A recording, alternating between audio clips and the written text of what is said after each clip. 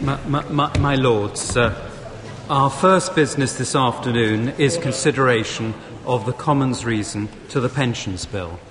After useful discussions in the usual channels, I hope that business can be concluded by 4 o'clock.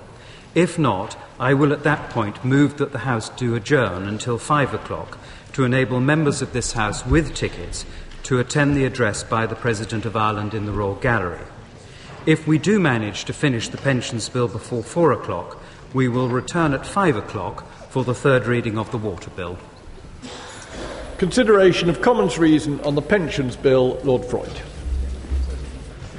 My Lords, I beg to move that the Commons' reason be now considered. The question is that the Commons' reason be now considered.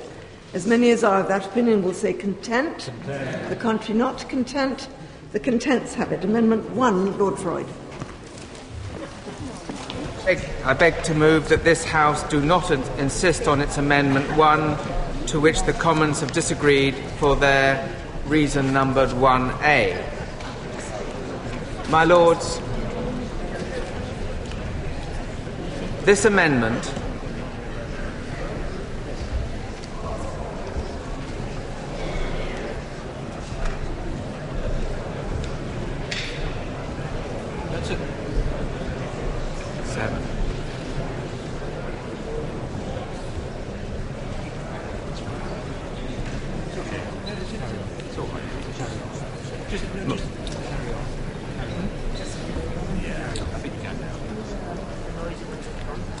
My Lords, this amendment is the one outstanding issue of a pension bill that will radically reform the state pension system, providing a clear, simple platform on which to save for retirement. This government wants people to build up a full entitlement to this new pension, to give them this platform, and then to take them above the level of the basic means test. This is why we have a comprehensive and recently reformed crediting system which covers those looking after children or elderly relatives and people claiming JSA and ESA. Those in universal credit households will also get credits, so that in time at least a further 800,000 people will be gaining a qualifying year. It is why, my Lords, during this Parliament we have introduced a credit for adult carers of children, commonly known as the grandparents' credit, and with thanks to members of this House, we will now be extending credits for partners of members of the armed forces on overseas postings to have retrospective effect. At report stage of this bill, we had a good debate about whether the national insurance system is failing those who have more than one job and are earning enough to pay national insurance or be credited into the system, but do not reach the required thresholds in any one of their employments.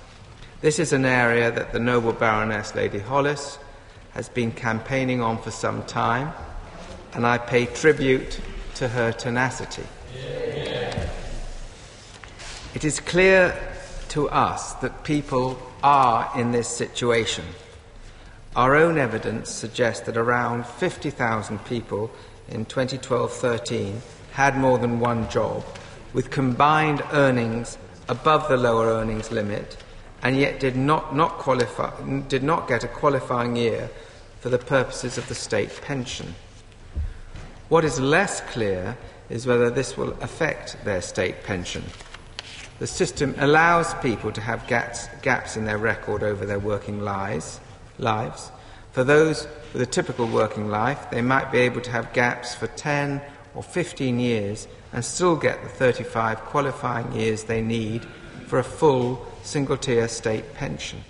So for those in this situation, for a short period of time, there is no reason to expect an impact on their pension. What we heard from the noble Baroness at report stage was that having more than one job was not a temporary situation for some people, and that there is evidence to suggest that this is a growing phenomenon. My Lords, whilst the current evidence we have does not suggest a growing problem, the Minister for Pensions and I would like to acquire a greater understanding of the scale of the issue, who is being affected, and at what point in their lifetime. For this reason, as the Minister for Pensions announced last month, the Department will be updating and doing more detailed analysis and will be working with stakeholders to build its evidence base in this area. As the Noble Baroness Lady Hollis herself said, the implications for individual state pension entitlement have perhaps been neglected in recent debates about the labour market, so I am pleased that we now have the opportunity to shine some light on this area. The Department will update its analysis based on the latest data and will look to identify the characteristics of those affected. We are keen to bring other interested parties on board. As well as collating the relevant findings from think tanks and research organisations, we'll be convening a forum to discuss this evidence base before the summer recess. We're hoping that, among others, the Pensions Policy Institute, the Chartered Institute of Personnel and Development, the Resolution Foundation, and, of course, the Noble Baroness, will attend this forum, and I am pleased to say that the Institute for Fiscal Studies have agreed in principle to chair. This event will allow the Department and interested parties to consider the available evidence in order to answer three main questions. Firstly, what is the current evidence base? Secondly, is the number of individuals in this situation likely to change? And thirdly, what is the impact on their state pension outcomes?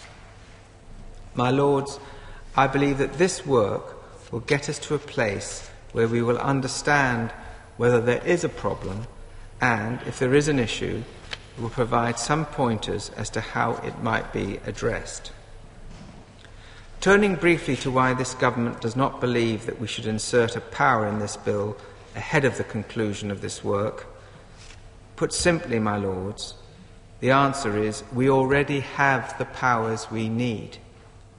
The Social Security Contributions and Benefits Act contains broad powers to create new national insurance credits and to adjust the way voluntary national insurance contributions work, two possible options suggested by the Noble Baroness at report stage. There could, of course, be other options that we don't have the powers for. But, my Lords, I'm sure you will understand that we cannot simply give ourselves a sweeping power to make regulations to both introduce any possible solution and to amend existing primary legislation where necessary. I hope I have made my position clear.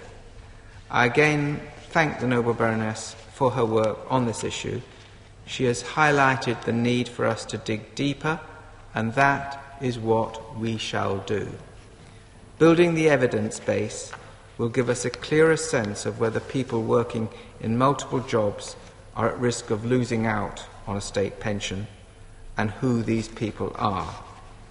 I look forward to reporting back to the House on the results of this work, and in the meantime, my Lords, I beg to move. The question is that this House do not insist on its Amendment 1, to which the Commons have disagreed for their reason numbered 1A. My Lords, I would first like to thank the Minister and his Right Honourable friend Steve Webb in the other place for briefing me on their position before our amendment went to the Commons to be overturned. I appreciate their courtesy then, in the same way I appreciate the Minister's generosity today. And I also appreciate, above all, and that's what matters, their recognition, sort of, at any rate, that this issue is not going to go away. My regret, obviously, is that the Minister didn't feel able to come back with an appropriate amendment in lieu, but of course I welcome the review announced in its detail today. My Lords, what was the point of the original amendment? My Lords, the state pension has built a national insurance pension on men's full-time working lives, where wives and widows largely derived their state pension entitlement through him.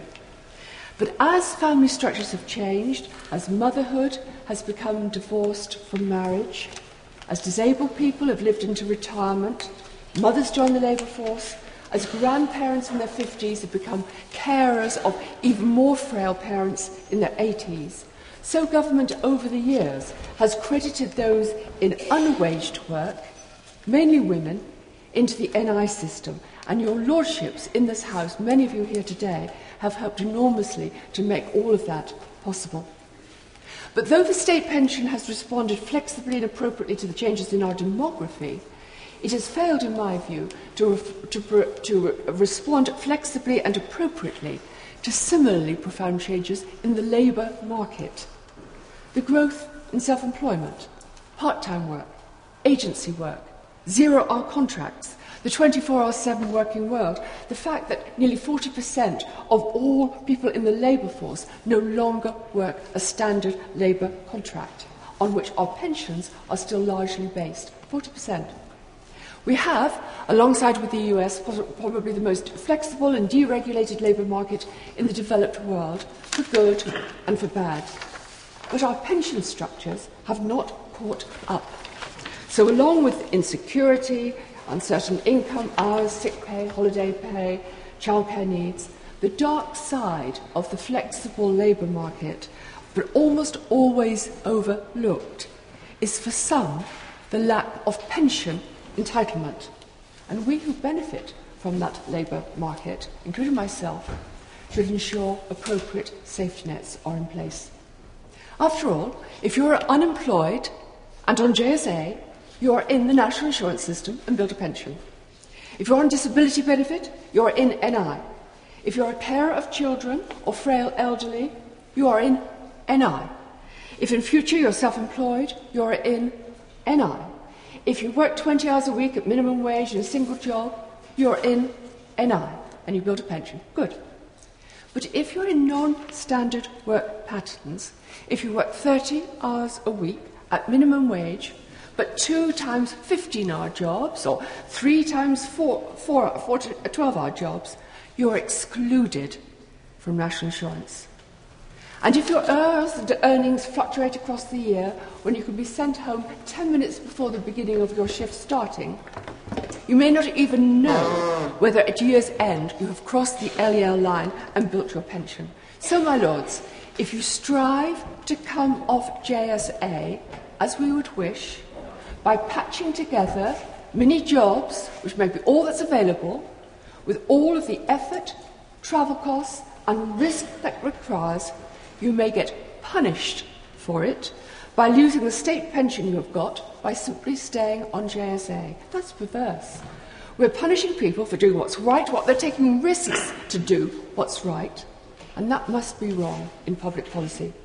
She may be cleaning offices early in the morning, late at night, other offices late in the day, and doing domestic cleaning, travelling hours by bus, and building her working week.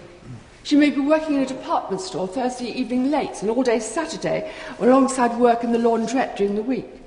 He may be doing 3 hours each weekday in a sandwich shop, alongside some delivery work or part-time security in Tesco's. Multiple jobs are hard work. Steve Webb in the other place was puzzled why such workers don't find jobs with longer hours. Disappointingly, I think he cannot have read the research.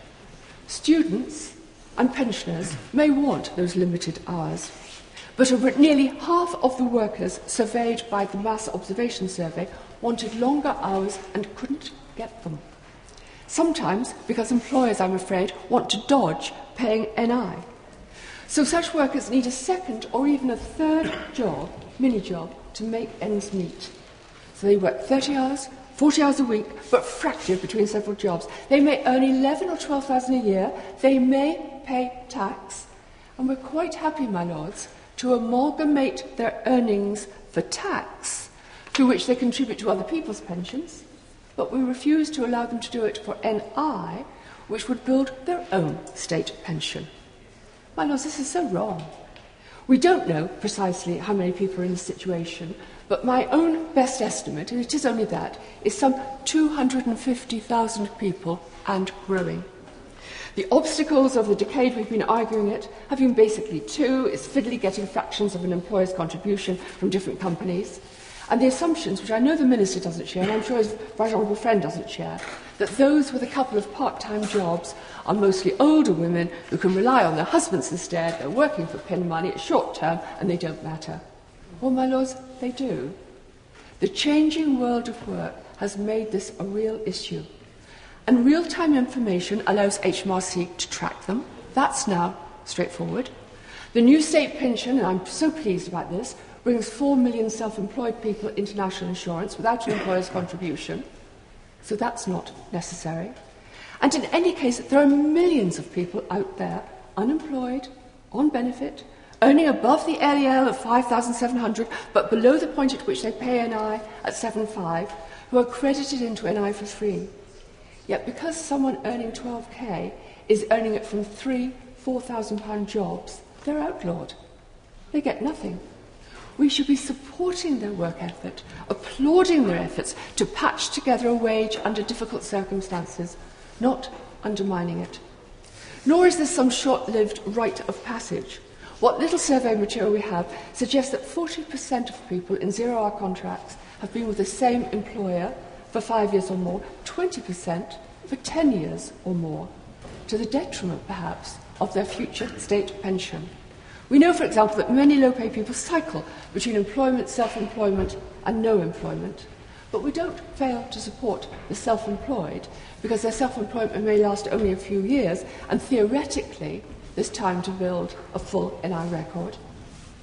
These non-standard work patterns are not some temporary phenomenon, but a fundamental shift, in my view, in the nature of employment, where demand for labour and services will ebb and flow by the hour, the day, the week, the season. With the pensions bill before us, I believe we could do something about it and bring the state pension into line with this new working world. The House agreed when on the 24th of February it supported this permissive, entirely permissive amendment. The Minister in the Commons who overturned it made 3 points. It was technically defective, we don't know what the real stats are, an argument run by the Minister today, and universal credit would sort it, and therefore it was premature to act. Well, I agree with the Minister on most of that, but not on the last point. The amendment is, of course, probably technically deficient. I myself had many technically deficient amendments run against me, and if the House and Government so agreed, it was my responsibility, with consent, to bring back an amendment that, in the words of the Right Honourable Steve Webb said, it would normally be tidied up. He simply chose not to. Secondly, I agree with the Minister. We don't know what the facts are, what the stats are. We have no definitive figures. Research on the topic is limited, and they use different databases. Of the primary pieces of research, one samples employers, one samples employees, one looks only at zero-hour contracts, the other at short-term contracts as well. They have different wage bands, they have different hour bands. And the reason for that, my lords, is they were researching the work conditions behind zero-hour contracts, not the question of pension entitlement through NI. Those questions, I'm afraid, did not arise. And we can only make informed assumptions about the number of those at risk who will be covered by UC. So I'm delighted that today the Minister has committed himself to decent research on the subject over and beyond what we already know, because a full review of the existing literature, as the Minister will know, I'm sure, will take him precisely 10 hours. What I don't know, and what the Chartered Institute or MAS could tell us, is whether their data can be cut in different ways to answer some of the unknowns, or whether we need fresh survey material which focuses specifically on the NI and pension entitlement issue. And if we do need fresh survey research material, whether the Minister today is in a position to give us the guarantee that he will use departmental resources to find out what else we may need to know. However, none of these considerations need stop the Government, in my view, following through on the amendment. Why and how? We could, for example, as workers, treat such people in pension terms like the 4 million people who are self-employed, coming into NI fully for the first time, leaving open the status of their employment.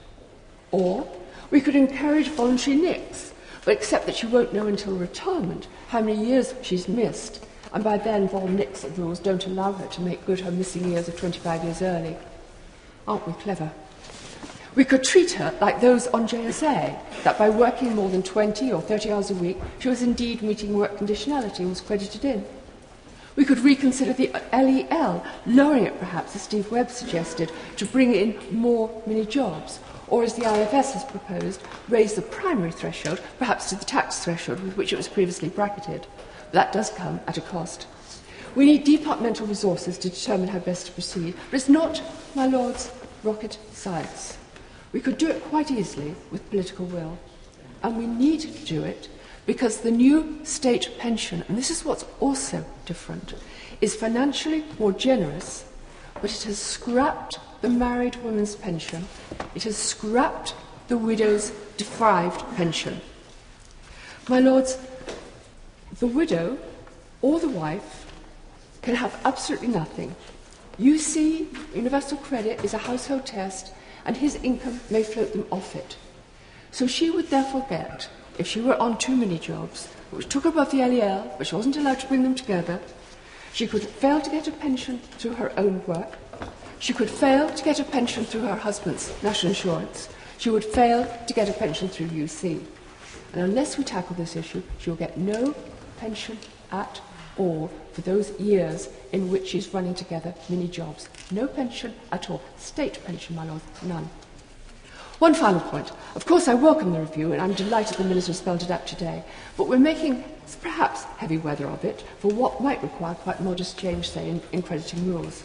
Yet, my lords, I hope the House will forgive me if I say this, we've just had a budget where, as far as I know, without any research or consultation or briefing or preparation, simply by fiat of the Chancellor, we have turned the annuity market upside down, affecting up to 400,000 people a year, with unknown, possibly disastrous effects on retirement income, housing and social care.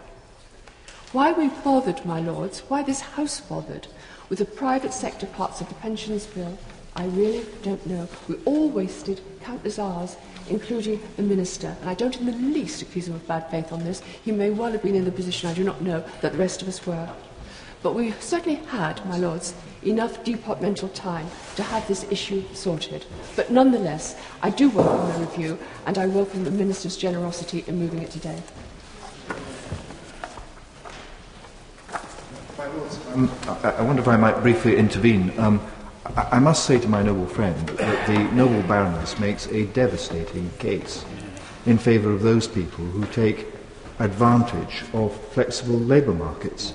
And all my political life we've been trying to create more flexibility in the labour market and more opportunities for women. And as at an earlier stage, with a noble Baroness with a characteristic, incisive, forensic approach and her very considerable knowledge of social security and other matters, this afternoon she has made, I think, an overwhelming case, and it all goes to show that the Whip's advice of never listen to the arguments before you vote is well-founded for those people who just want to win the votes. And I do think that the noble Baroness has won the argument on this. So I have a question to my noble friend. He's going to do a survey. Could he just tell us what are the criteria by which he will decide what to do on the basis of the survey?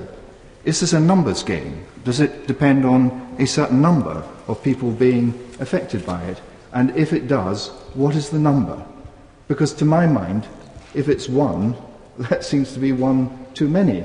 The Prime Minister constantly talks about supporting strivers and people who do the right thing. And in my book, somebody who doesn't sit on benefit but goes out and does the kinds of jobs that the noble Baroness is talking about is in exactly that character. They are people who are at very considerable difficulty doing the right thing and yet perhaps finding themselves penalised when they are at their most vulnerable in old age. So I understand the government's position, and my noble friend has said that the amendments were unnecessary because the government has already got the power to deal with this matter. So I have two questions for him. One, what will the criteria be by which they decide whether to do something at all? And secondly, what's the timetable for this? And can we have a commitment from my noble friend that if, as a result of the survey, the noble Baroness is proved right, and if she's right that it's 200,000, I think she said, or 250,000, then that is 250,000 too many. If it's 10,000, is that not too many? What are the criteria? And finally, what's the time scale? When is he going? He'll do his survey and we'll have it by the summer. So can we have an assurance that if he finds there is a problem, that he'll do something this side of Christmas, and that it will not be, shall we say, a delaying tactic? Certainly when I used to stand at the dispatch box, there were certain techniques that one could apply when one had run out of arguments and could no longer win the debate. And one of them was to set up a commission, and the other was to commission a survey, and hope that by the time the survey had been reported, that the matter would have gone away. The one thing you can be sure of is that the noble Baroness will not go away. Also support the previous two lords, particularly my noble friend, Baroness Hollis. This is a debate that was well aired at committee stage and indeed later. It's an issue which affects at the moment predominantly women. I welcome the statement, but I'm quite aware that we're not too far from a general election and things may change, and certainly what may be running falls. The work that has been announced today that is going to be carried out will obviously take place after this bill becomes an Act of Parliament.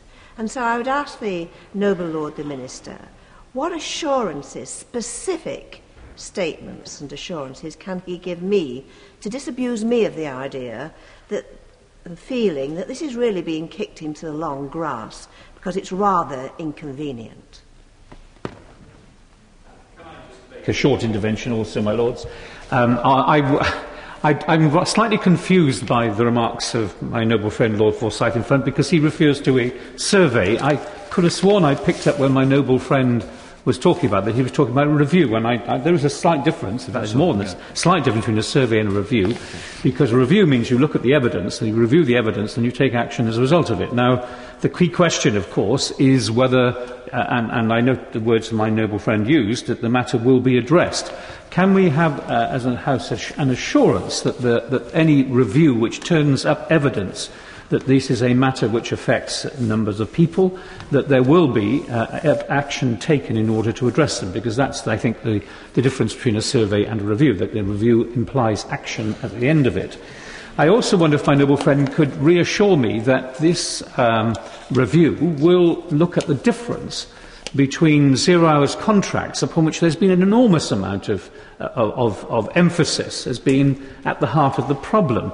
And of course the labour market survey from the ONS shows that though there may be an increase in the number of people who are on zero-hours contract, the number of particularly women who are actually on part-time jobs or in multi-jobs has not been increasing over time. So there is a distinction, I think, here that needs to be drawn out, that the issue here is not about necessarily about zero-hour contracts, and we might be grateful if my noble friend would reassure us that that wasn't the emphasis. The emphasis here is where people with mini-jobs or who fall underneath the lower income, the lower expenditure level here, are not able to get themselves a stamp which would qualify them for building up their pension.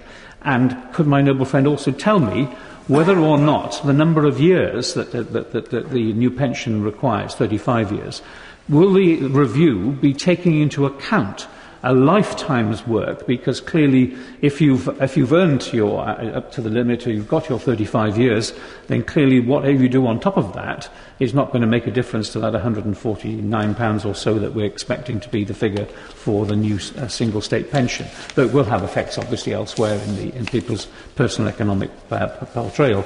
But I welcome the announcement that my noble friend has made this afternoon. I hope that with those caveats, he can reassure the House that it will be taking into account and taking action. My Lord, when I read the mention of the Minister in the other place, two words came to mind. They were kitchen and sink.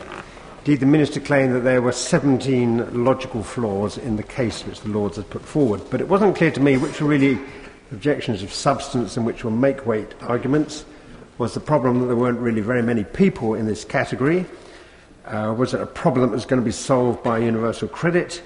Was it not a problem because people had time to catch up later on, which is a very poor argument because you never know whether you're going to have time to catch up later on? Was it a problem of information?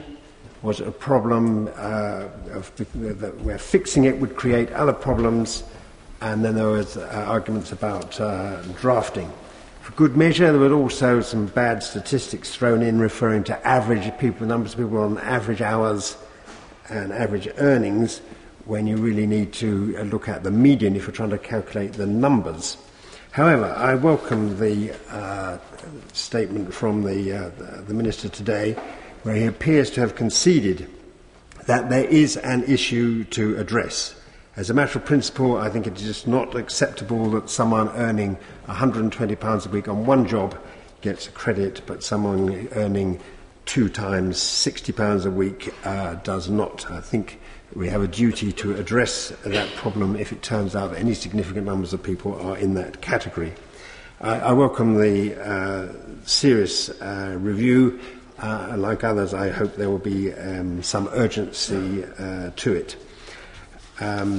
So I'm happy to accept the assurances. I think that one other assurance is needed, that if it turns out that the government does not have the powers, then they will be introduced, and the case of social security legislation opportunities seem to arise every few weeks, so I don't think that will be a problem.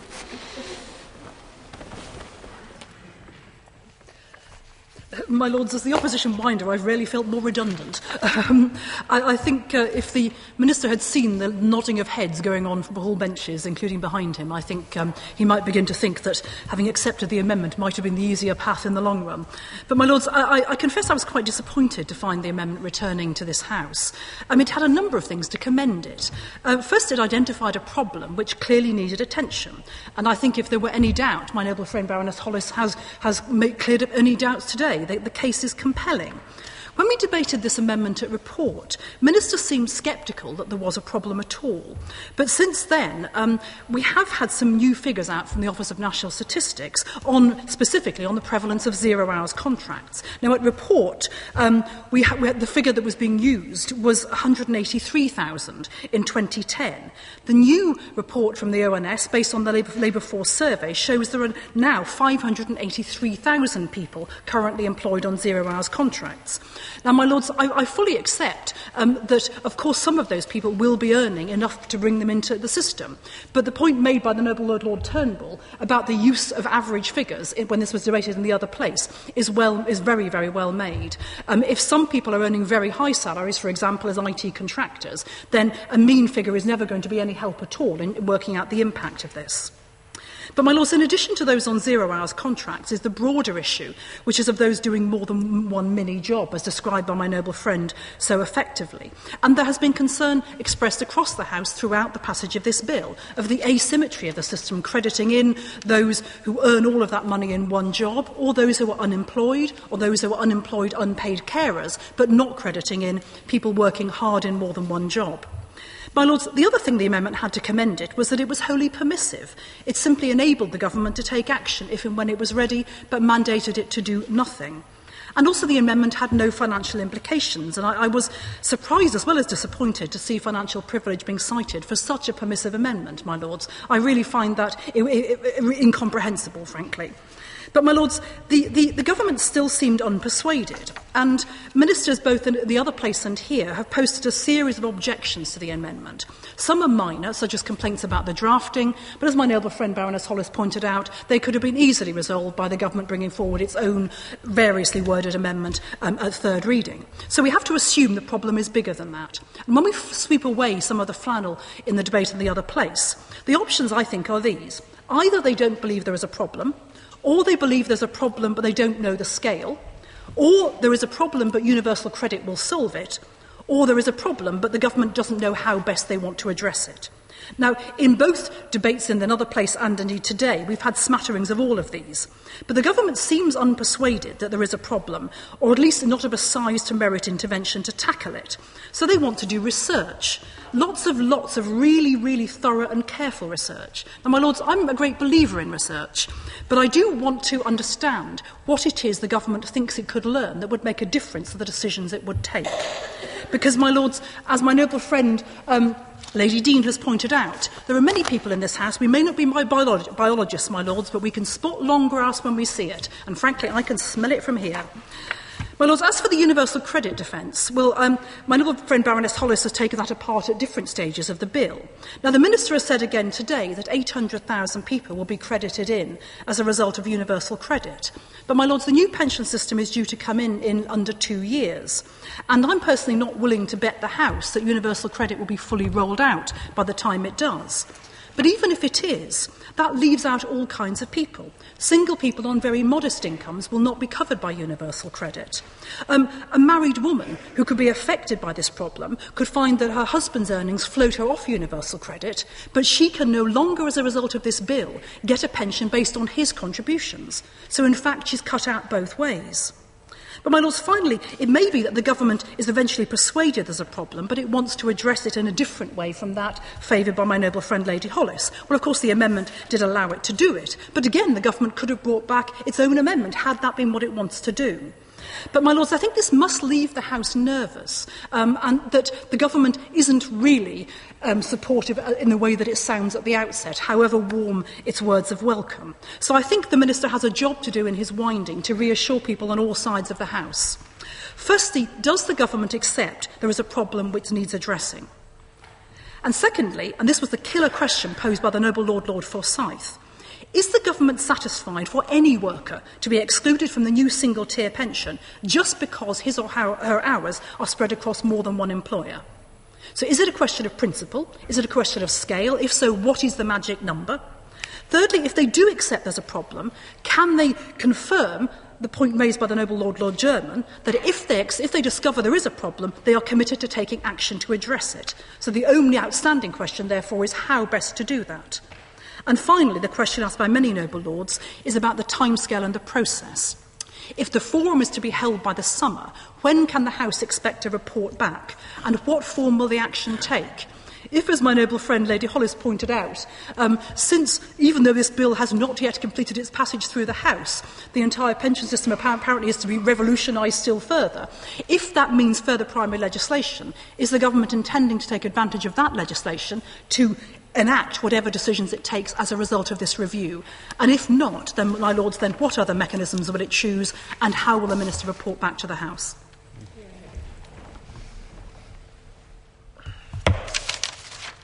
My Lords, I want again to record my thanks to those who've contributed to the discussions on this issue, and in particular, of course, to the noble Baroness Lady Hollis, who has shone a spotlight on this group of people. I'll just pick up a few of the points made this afternoon. I think the first one I would like to pick up, raised by my noble friend Lord German and Lady Sherlock, is about the 0 hours, because there's been quite a lot of conflation between this issue and 0 hours, which is probably, on balance, unhelpful, because people on 0 hours contracts do not necessarily have more than one job, and indeed they can be working quite a large number of hours. I think the title 0 hours doesn't do justice to what should perhaps be flexible hour contracts. But the mean in the labour force survey for people on these contracts is 21 hours, and the median, I know people like both, is 18. And when you look at the average usual hours, it's a higher figure, 25 mean, 23 median, and there's quite high satisfaction with that. On the point of the labour market, the numbers, the percentage of women in 2 or more jobs has hardly changed in the past 10 years. It's approximately 10%, and of the women who were part-time and couldn't find a full-time job, that figure is currently standing at 13%. 0.3%.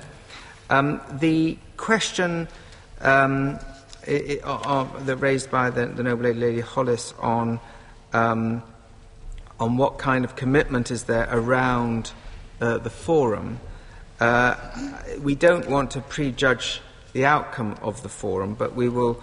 But if we need, the question was the commitment to further research, if necessary. We will consider further research if it can fill the fact that we have gaps in the evidence and that we need it to aid our policy. If we do need to take more evidence, we'll need to take the time to do it properly. But from the rough timings of the initiation of qualitative research to carry out and publish is roughly 6 months. We will do, in terms of timing, from my noble friend Lord Forsyth, we will hold the forum, we hope, in July, and we should have our analysis of existing data published roughly at that time before the break. On the question from my noble friend Lord Forsyth on what are the criteria, the criteria is that we want to make sure that people with multiple short-hour jobs are not disadvantaged, and we would need to consider the most appropriate and proportionate means to make sure of this. And we need to find that any remedy that we find for the position does not place an undue correction on the business. Can I correct myself quickly? When I said 5% of women in 2 jobs, I should have said 10%. I apologise for that.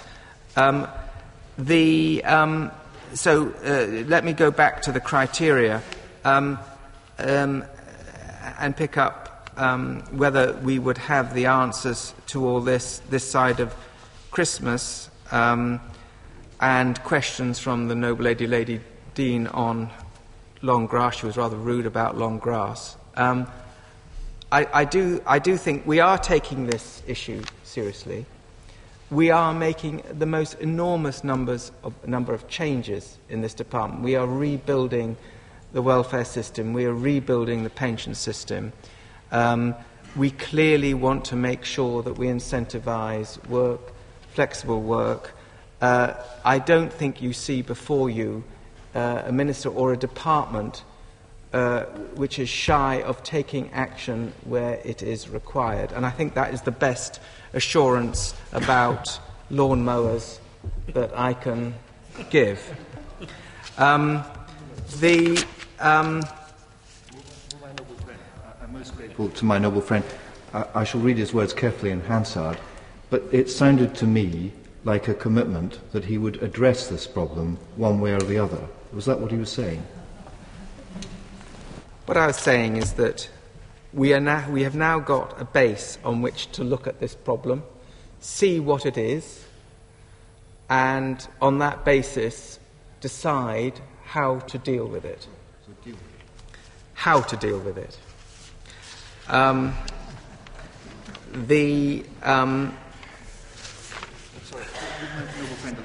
When he's decided how to deal with it, will he then deal with it?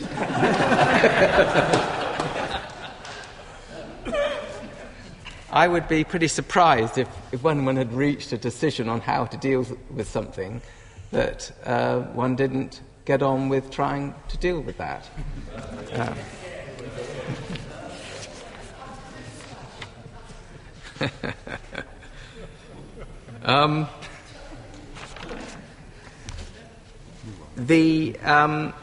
On this timetable, we do have the power to introduce credits anyway. That's a point that I've already made.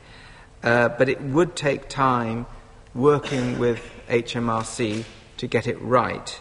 And we do need to work through the impacts to ensure that there aren't any significant burdens on business. But I will make the assurance this is not a numbers game. And we will as I said, look at the most appropriate action. I think I've dealt with most of the issues raised. I am glad that we can conclude the scrutiny of this important bill with another example of how, through well-informed discussions, this House can move a debate forward, in this case by ensuring that we have a robust evidence base on which to consider the issue of multi-jobs. And on that note, I beg to move that this House does not insist on Amendment 1. The question is that this House do not insist on Amendment 1, to which the Commons have disagreed for their reason numbered 1A. As many of their opinions are content, contrary not content, the content. My Lords, I beg to move that the House do adjourn during pleasure until 5 p.m. The question is the House now adjourned during pleasure to 5 o'clock. Many of their opinions are content, contrary not content, the content.